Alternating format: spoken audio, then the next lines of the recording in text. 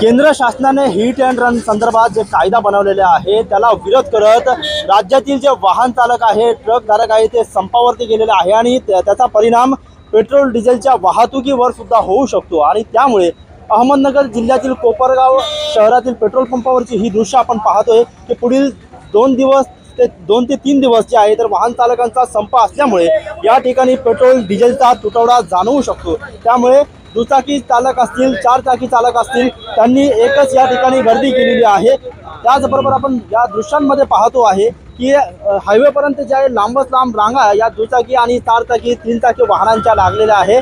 कारण पुढील 2 ते 3 दिवस पेट्रोल आणि डिझेलचा जर तुटवडा जाणवला तर आपली कामे जी आहे तर खोळंबू नये यासाठीचा हा प्रयत्न या वाहन धारकांचा, वाहन चालकांचा आहे आणि ते आपल्याला या ठिकाणी दिसून येत आहे। कारण की या पेट्रोल पंपावरती आपल्या वाहनांच्या टाक्या फुल करण्यासाठी जे आहे तर हे सर्व दुचाकी स्वार, दुचाकी चालक, त्याचबरोबर 4 चाकी वाहनधारक हे सगळं प्रयत्न करताना दिसत आहे। यामध्ये महिलांचा देखील समावेश आहे।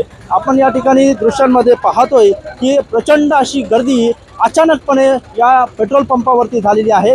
कारण पुढील 2 ते 3 दिवस या वाहन चालकांचा संप असल्यामुळे जे पेट्रोल डिझेलची वाहतूक करणारे टँकर आहे ते देखील या संपामध्ये, ते चालक देखील या संपामध्ये सहभागी झाल्याने या ठिकाणी हे तुटवडा जाणवू शकतो। पेट्रोल पंपचे व्यवस्थापक आहे, नेमकं काय कारण अचानकपणे एवढी गर्दी या ठिकाणी झालेली आहे?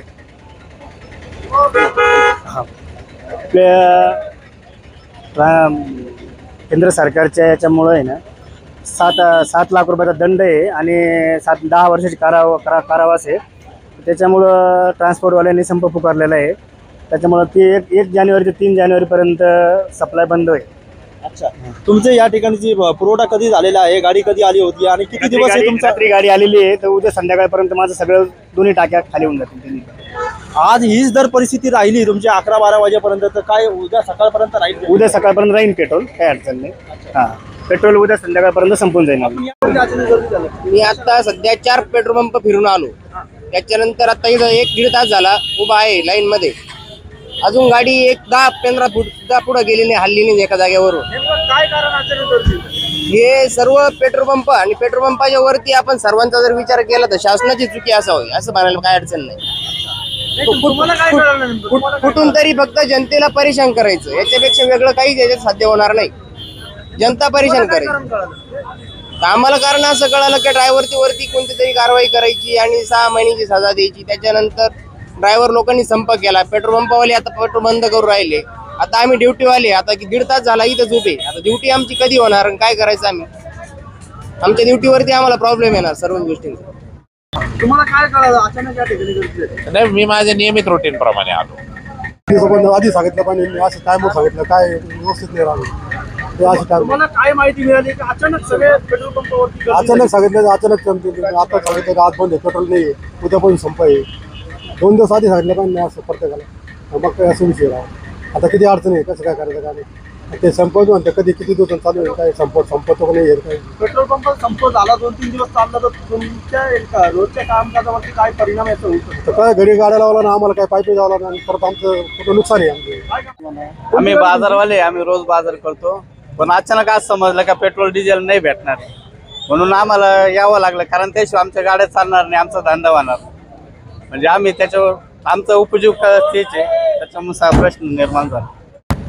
कालपासून डेपोमध्ये ट्रान्सपोर्टवाल्यांचा संप असल्यामुळं डेपोतून माल सप्लाय होत नाही, म्हणजे टँकर येत नाही।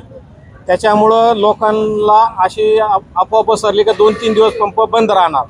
त्याच्यामुळे दुपारपासून लोक मोठ्या प्रमाणावर पेट्रोल डिझेल खरेदी करण्यासाठी येत आहे, त्याच्यामुळं गर्दी वाढली जास्त। खरोखरच पुढील 2 ते 3 दिवस बंद असणार आहेत का? नाही, ॲक्च्युली गव्हर्नमेंटने याच्यावर जर काही तोडगा काढला तर संप जर लवकर मिटला तर माल सप्लाय वेळेत जर चालू झाला तर हा प्रश्न लवकरच मिटेल। तर आमची सर्व पंप चालकाकडून शासनाला अशी विनंती आहे की याच्यावर लवकरात लवकर तोडगा काढावा व जनतेची गैरसोय टाळावी। ही सर्व परिस्थिती पाहता या ठिकाणी अचानकपणे गर्दी झालेली आहे आणि त्यामुळे आता जे केंद्र शासनाच्या वतीने कायदा बनवण्यात आलेला आहे हिट अँड रन संदर्भात याला जे आहे तर संपूर्ण देशभरातील वाहन चालकांच्या वतीने विरोध केला जातोय आणि त्यामुळे 2 ते 3 दिवसाचा जे संप आहे ही सर्व परिस्थिती पाहता केंद्र शासन आता आगामी काळामध्ये या कायद्याविषयी नेमकं काय धोरण घेतं आणि काय निर्णय घेतं हे पाहणं महत्त्वाचं ठरणार आहे. कॅमेरामन वसीमसह मोबिन खान, कोपरगाव, अहमदनगर.